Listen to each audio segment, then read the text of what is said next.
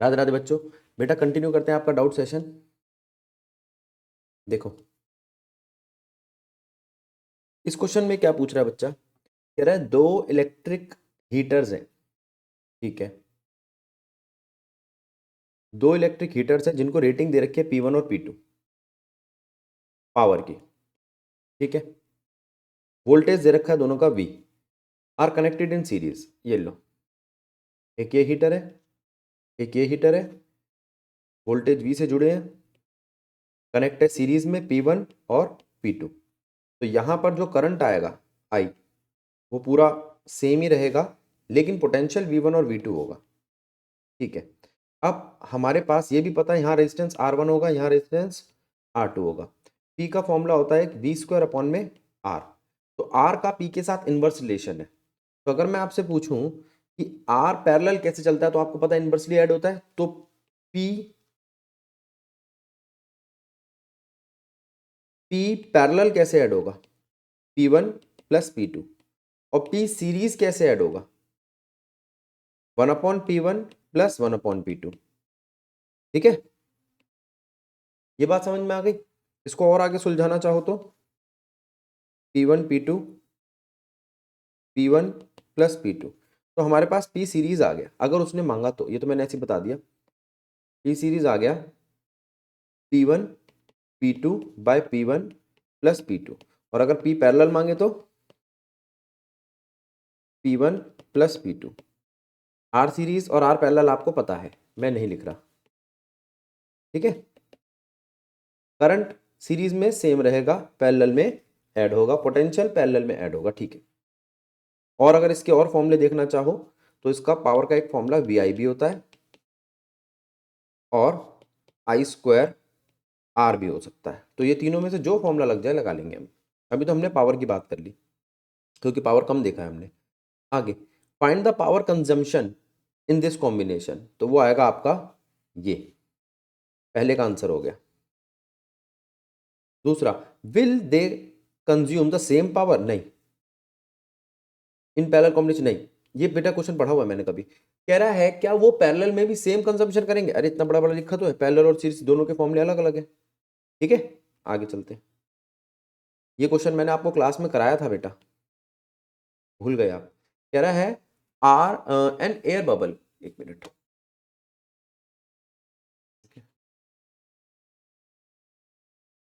हाँ, an air bubble trap at point B. यहां पर एक एयर बबल ट्रैप करता है जो, जहां पे आपको BC का डिस्टेंस दे रखा है 20, तो यहां पर भी हो गया 20, ठीक है। आप इसको ना एक सरफेस ले लो, ये कॉन्वेक्स सरफेस है, उसके पीछे है ये,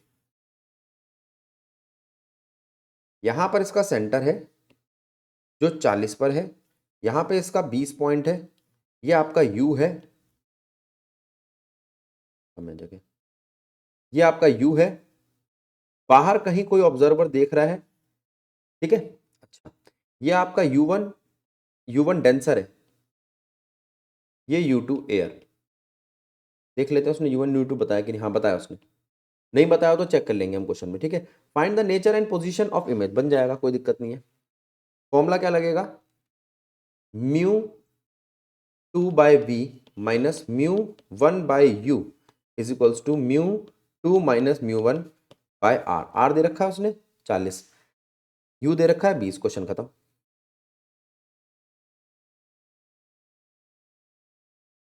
ठीक है। तो V आ जाएगा आपका, आसान है। चलिए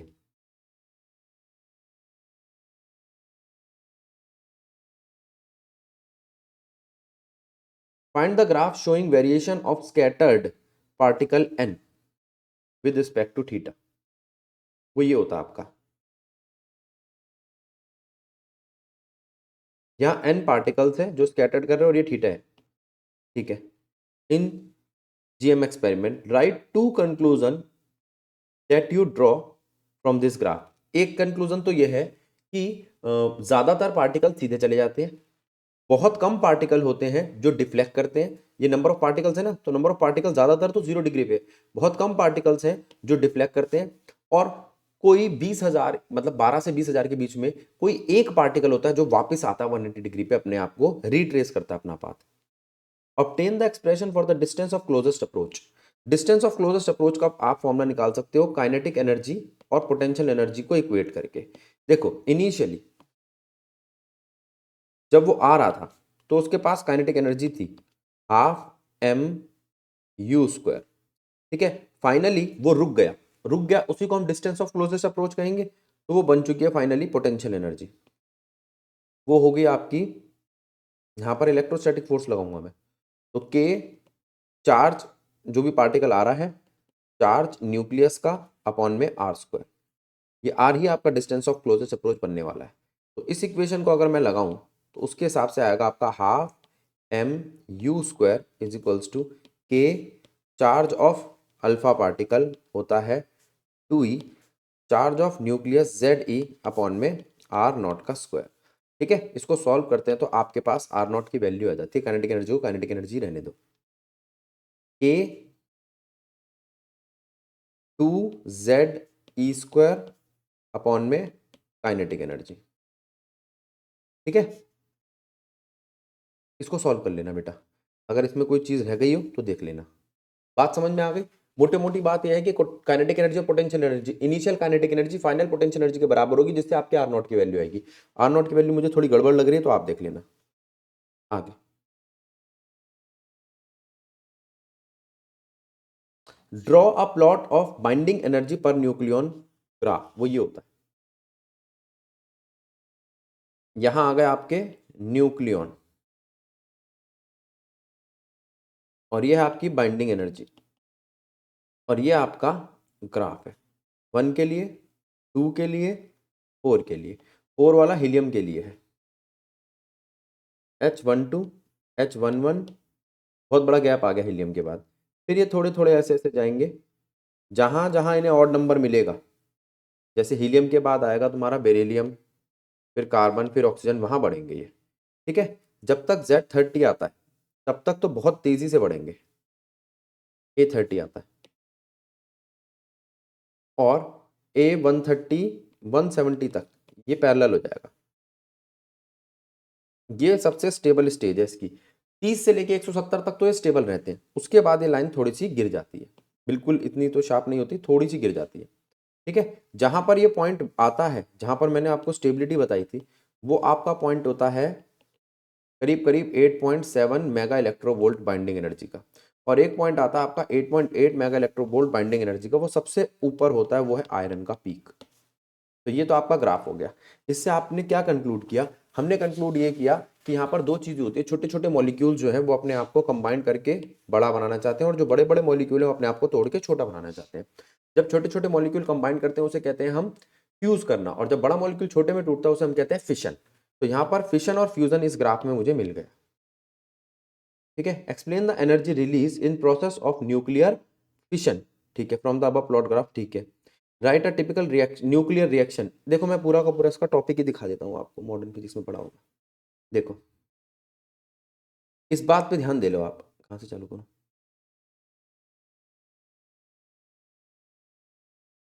फिर वो नहीं, ठीक है, इस पे ध्यान दो आप। Nuclear fission, the process of splitting of heavy nucleus into two lighter nuclei of comparable mass. ठीक है, जो लिबरेट करता है एनर्जी उसे हम कहते हैं न्यूक्लियर फिशन। हमने यहाँ पे एक यूरेनियम लिया, यूरेनियम के ऊपर बम्बार्ड किया न्यूट्रॉन, और उसको तोड़, पहले बनाया एक अनस्टेबल न्यूक्लियस यूरेनियम का, फिर उसे तोड़ दिया बेरियम और क्रिप्टन में, और बहुत सारी एनर्जी निकली यहाँ पे। साथ के साथ 3 न्यूट्रॉन निकले, मतलब एक रिएक्शन पे 3 न्यूट्रॉन, फिर 3 बनेंगी, फिर 3 पे 9 बनेंगी, 9 पे 27, ये एक चेन रिएक्शन है। ठीक है, एक बात। दूसरी बात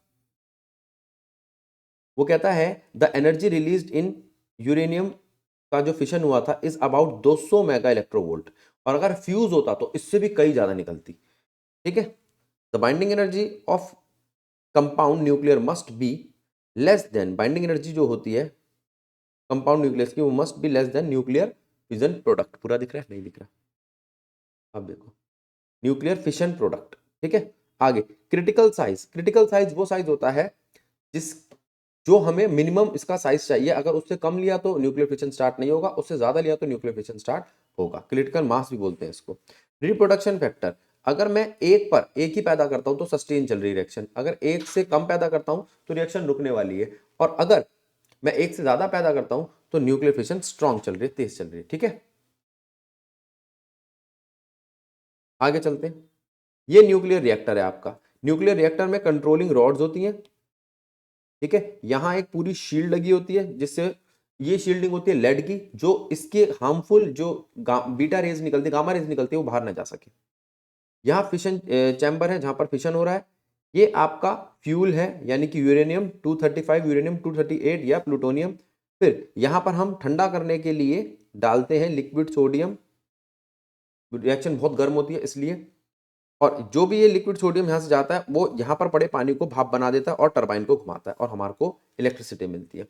यहाँ फ्यूल होता है यूरेनियम। ठीक है, मॉडरेटर वो होता है जो रिएक्शन को, फास्ट मूविंग न्यूट्रॉन को स्लो कर सके। न्यूट्रॉन की स्पीड करीब करीब 10⁻⁷ होती है, उसको मॉडरेटर डाल के 10⁻³ या 4 तक लाया जाता है, नहीं तो ये न्यूक्लियर बॉम्ब बन जाएगा, अनकंट्रोलेबल बन जाएगा। कंट्रोलिंग रॉड वो होती है जो न्यूट्रॉन को स्लो नहीं करती, एब्जॉर्ब भी कर जाती है, जैसे कैडमियम और बेरियम। मॉडरेटर आपके कौन कौन से होते हैं? मॉडरेटर आपके बैठेंगे बेटा, भारी चीजें होंगी जैसे D2O हैवी वाटर या ग्रेफाइट। कूलेंट, कूलेंट कौन होता है? कूलेंट होता है आपका या तो लिक्विड नाइट्रोजन या सोडियम। प्रोटेक्टिंग शील्ड बता दी मैंने, लेड की होती है। ठीक है, बस ये पूछा था यहाँ पे। आगे चलते हैं। Explain the term, explain the term depletion layer. ठीक है, पोटेंशियल बैरियर। ठीक है, इन पीएन जंक्शन। ठीक है, फिर क्या कहता है? Width of depletion layer, how are the width of depletion layer and value of potential barrier affected when PN junction is forward bias. ठीक है, तो इसमें मुझे आपको बायसिंग बतानी पड़ेगी और पीएन जंक्शन क्या होता है बताना पड़ेगा। अगर मैं आपसे पीएन जंक्शन की बात करूं तो ये एक हमने पॉजिटिव वेफर ले लिया पी टाइप का, और उसके एक हिस्से को ढक दिया, और उसके दूसरे हिस्से पे हमने क्या किया, यहां पर पेंटावेलेंट पेंटावेलेंट डायोड को डाला, और यहां पर वो डाल दिया पेंटावेलेंट। ठीक है, जैसे ही मैंने इसको छोड़ा या खोला तो ये दो हिस्सों में बट गया, पी टाइप, एन टाइप, और ये वो जगह है जिसे हम कहते हैं जंक्शन। ये पी, ये एन, ये पी एन जंक्शन। ठीक, अब हुआ क्या यहां पर बहुत सारे होल डेवलप हो गए, और यहां पर बहुत सारे, देखो पी का मतलब था जिसके पास अपने पूरे पूरे होल हो, एन का मतलब था यहां पर जिसके पास अपने एक्स्ट्रा इलेक्ट्रॉन्स हो। पी अंदर से, बाहर होल है तो अंदर से नेगेटिव होता है, याद रखना सेमीकंडक्टर सारे के सारे न्यूट्रल होते हैं, अगर वो अपना होल दिखा रहा है तो अंदर से नेगेटिव होगा, और ये अंदर से पॉजिटिव होता है, और ये इलेक्ट्रॉन आकर इनको भरते हैं इस, और ये एक करंट पैदा करता है, उसे कहते हैं डिफ्यूज करंट, धीरे धीरे होता है।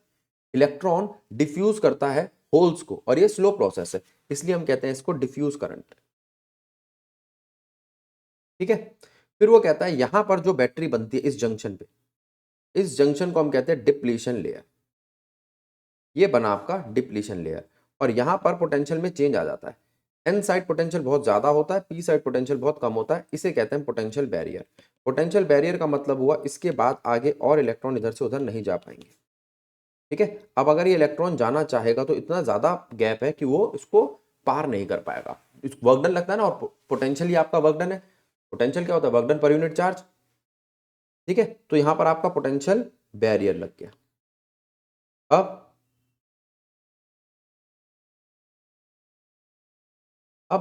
हमने पोटेंशियल बैरियर पढ़ लिया।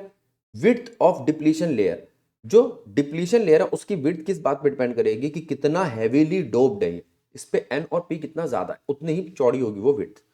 अगला, अब वो कहता है ये पीएन जंक्शन लिया है आपने, इस पीएन जंक्शन के इधर और इधर, पी के पीछे अगर आपने पी लगा दिया और एन के पीछे आपने एन लगा दिया तो फॉरवर्ड बायसिंग होगी। फॉरवर्ड बायसिंग, यहां पर जो होल्स हैं उनको ये धक्का देगा, और यहां पर जो इलेक्ट्रॉन है उनको ये धक्का देगा, और होगा क्या इससे? जो आपकी बीच की डिप्लीशन लेयर है वो छोटी हो जाएगी। जो डिप्लीशन लेयर है वो छोटी हो जाएगी। अब जरा ध्यान देना, तो फॉरवर्ड बायसिंग में डिप्लीशन लेयर का क्या होता है, छोटी हो जाती है। तो कह रहा है कैलकुलेट, पता लगाओ विड्थ के साथ क्या होगा, विड्थ छोटी हो जाएगी। और वैल्यू ऑफ पोटेंशियल बैरियर क्या अफेक्ट करता है पीएन जंक्शन में फॉरवर्ड बायसिंग में? हाँ, पोटेंशियल बैरियर थोड़ा कम होता है तभी वो दोबारा करंट को चालू करता है। तो पोटेंशियल बैरियर को कम करने के लिए ही हम पीछे से बाहर से एक बैटरी लगाते हैं।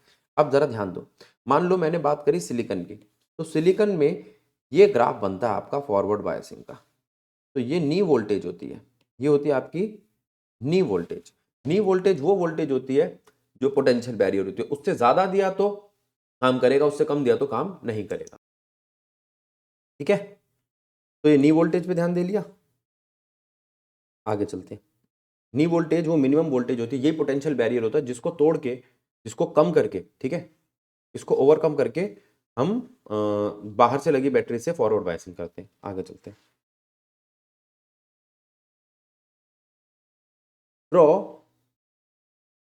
Draw a plot of potential energy, ठीक है, per nucleon as a function of their separation. ठीक है, ले भाई, ये पोटेंशियल एनर्जी का ग्राफ है, ये जीरो है आपका, ये डॉटेड लाइन से बना रहा हूं मैं, ये आपका पूरा ग्राफ है और ये बना आपका ग्राफ। ठीक है, अब यहां पर, यहां क्या होगी, यहां होगी रिपल्शन, यहां होगी अट्रैक्शन।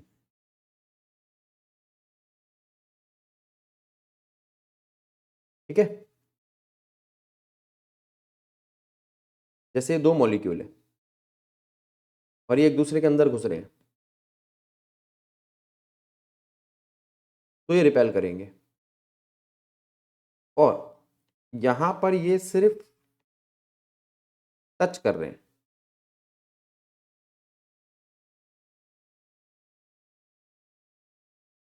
बिल्कुल हल्का सा। ठीक है, यहां अट्रैक्शन है, और जैसे ही थोड़े से भी दूर जाते हैं तो ये ना के बराबर हो जाते हैं, इसकी जो होती है जीरो के पास आ जाती है। ये है पोटेंशियल एनर्जी, ये है डिस्टेंस आर दो न्यूक्लियस के बीच में, ये होता है 0.8 फर्मी मीटर, यहाँ जहाँ सबसे ज़्यादा होती है। पूरा ग्राफ दोबारा समझा रहा हूँ, एक एक करके बात सुनेंगे। सबसे पहला पॉइंट, कहाँ पे ये एक दूसरे को रिपेल करते हैं? जब न्यूक्लियस और न्यूक्लियस के बीच का गैप बहुत कम हो जाता है, एक दूसरे के अंदर घुस जाते हैं। और कहाँ ये सबसे कम रिपेल करेंगे, सबसे अच्छा अट्रैक्शन दिखाएंगे, जहां बिल्कुल 0.8 फर्मी मीटर डिस्टेंस हो। थोड़ा सा भी फर्मी मीटर डिस्टेंस बढ़ाया तो इनका अट्रैक्शन खत्म हो जाएगा। तो हम इससे कह सकते हैं न्यूक्लियर फोर्स जो होती है वो बहुत स्ट्रॉन्ग फोर्स होती है और बहुत शॉर्ट रेंज होती है, फर्मी मीटर्स में चलती है, एक फर्मी मीटर पे भी खत्म हो जाती है। ठीक है, और बस, और तो कुछ है नहीं। राइट टू इंपॉर्टेंट कंक्लूजन लिख दिए मैंने, दोनों इंपॉर्टेंट कंक्लूजन, एक डिस्टेंस बढ़ाने पर क्या होता है और एक अट्रैक्शन रिपल्शन क्या होती है। इस क्वेश्चन पे ध्यान देंगे। दो क्वेश्चन पूछे हैं बच्चे ने। पहला, two coaxial circular loop L1 L2 of radius, पहले तो ये कोएक्सियल सर्कुलर लूप देख लो आप, ये, और इसका फॉर्मूला लिखो। देखो, एक करंट कैरिंग लूप की मैग्नेटिक फील्ड का फॉर्मूला क्या होता है? Mu naught I A square by 2 a² by plus X square की पावर 3/2। ठीक है, अच्छा, अब two coaxial circular loop L1 L2 of radius 3 centimetre 4 centimetre are placed as shown in figure. ठीक है, what would be the magnitude and the direction of current loop in L2? अच्छा, इसमें current दिया है, फिगर दिख नहीं रही है साफ बिल्कुल, बेटा फोटो थोड़ी साफ डाला करो, डाउट वाली। यहाँ करंट दिया हुआ है आपको 1 एम्पेयर, और यहाँ करंट नहीं दिया हुआ। अच्छा, डायरेक्शन भी नहीं दी हुई कि डायरेक्शन कैसी होगी। ठीक है, तो करंट बिल्कुल भी नहीं बता रखा। अब करंट पे हिसाब लगाएंगे हम यहाँ पर। वो कह रहा है कि क्या आप ये लिख सकते हो, करंट निकालना है अगर अगर इस ऑब्जर्विंग पॉइंट पर मैग्नेटिक फील्ड जीरो हो। तो मैग्नेटिक फील्ड नेट जीरो आ रही है, B1 plus B2 is equals to zero. वो कब आएगी? जब B1 B2 के इक्वल होगा। फिर मैंने एक और लिख लिया,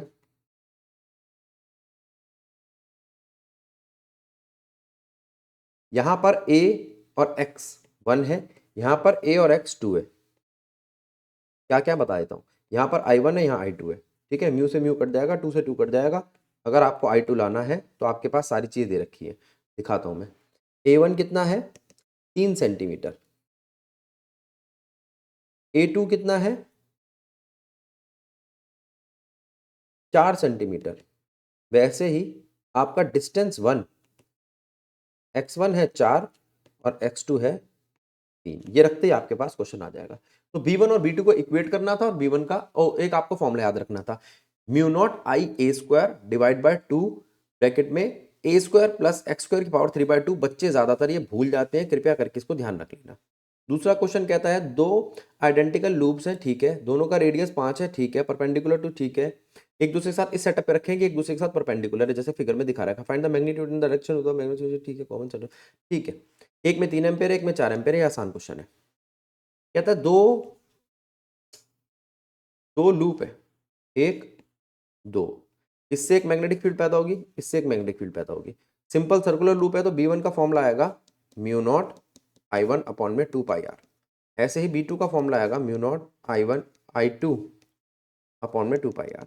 अब यहां से जो आई b1 और यहां से जो आई b2, उससे आएगा आपका नेट b, और b कितना आ जाएगा b1 का स्क्वायर प्लस b2 का स्क्वायर, पाइथागोरस लगा के, वो लगा के, लॉ पैरेललोग्राम लगा के, ठीक है। जल्दी से इस पूरे पेज को देख लो, फिर आगे बढ़ते हैं।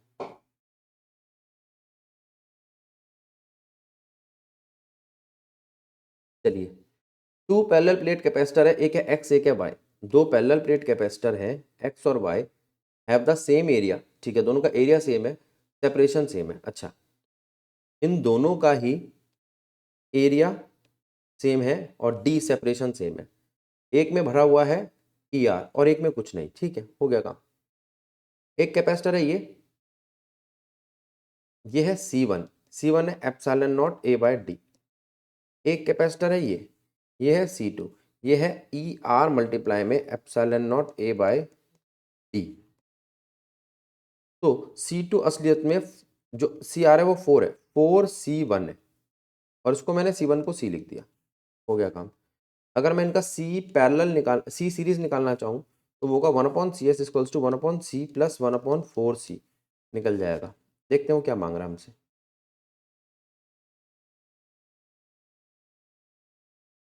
कैलकुलेट द कैपेसिटेंस निकालो each capacitor if equivalent capacitance is 4। अच्छा, हो गया काम। इक्विवेलेंट कैपेसिटेंस आपको 4 दे रखी है, यहाँ दे रखा है हमने ये, तो इसको आप 4C ले सकते हो, 4 प्लस 1, तो आपका आया 4 से 4 काट दो, आ रहा दिख रहा है 5/C, 1 is equals to 5/C, तो C आ जाएगा आपका और 4C आ जाएगा आपका। चलो, पहला काम तो हो गया, तो ये C1 है, ये C2 है। दूसरा काम, calculate the potential difference between the plate. अच्छा, पोटेंशियल डिफरेंस दोनों का अलग अलग होगा। हाँ, ये 15 वोल्ट है, 15 वोल्ट दोनों में अलग अलग पोटेंशियल डिफरेंस बांटेगा, लेकिन मुझे उसके लिए चार्ज चाहिए होगा। नेट क्यू निकाल लो, Q is equals to C V. C कितना आया आपका, अगर हम नेट निकाले तो 4, उसने पहले ही दे रखा था इक्विवेलेंट। सी आया आपका 4, पोटेंशियल है 15, ये बन जाएगा आपका 60 माइक्रो, ये म्यू ध्यान रखना कूलम। अब C है आपके पास C1, तो Q1 कितना होगा, Q1 होगा C1V। Q2 कितना होगा, Q1 Q2 क्यों निकाल रहा हूं मैं, सीरीज में Q1 Q2 सेम रहेगा, V1 निकालना होगा, V1 होगा Q बाय C1 और V2 होगा Q बाय C2। हो गया दूसरा काम। तीसरा, estimate the ratio of electrostatic energy. अब इलेक्ट्रोस्टैटिक एनर्जी का फॉर्मूला लगेगा आपका हाफ QV, ठीक है। इसको बेटा एक बार चेक कर लो, हाफ QV या Q, ठीक है, हाफ QV ये चेक कर लेना है फॉर्मूला ठीक है कि नहीं, या हाफ CV स्क्वायर, इनमें से कोई भी एक फॉर्मूला लगा लो, आपके पास आ जाएगा एस्टिमेट द रेशियो। अब एक क्या आएगी U1 half QV1 U2 half Q V2 दोनों की रेशियो निकाल दो। पूरा क्वेश्चन पढ़ो जल्दी से, फिर आगे बढ़ते हैं।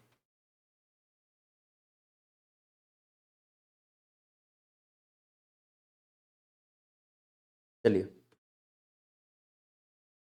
Estimate the average drift velocity of a conductor जिसके पास एरिया दे रखा है, करंट दे रखा है, assume that the density, charge density दे रखी है, ठीक है। तो ड्रिफ्ट वेलोसिटी का फॉर्मूला क्या होता है? I is equals to N E A V D, और एन भी दे रखा है उसने आपको 9 इंटू 10⁻28, ठीक है, पर क्यूबिक मीटर। आगे चलते हैं। ई दे रखा है आपको 1.6 10⁻−19, ए दे रखा है आपको 1 इंटू 10⁻7 मीटर स्क्वायर, और आई कितना दे रखा है? 1.5 एम्पेयर, तो वी डी आ जाएगा।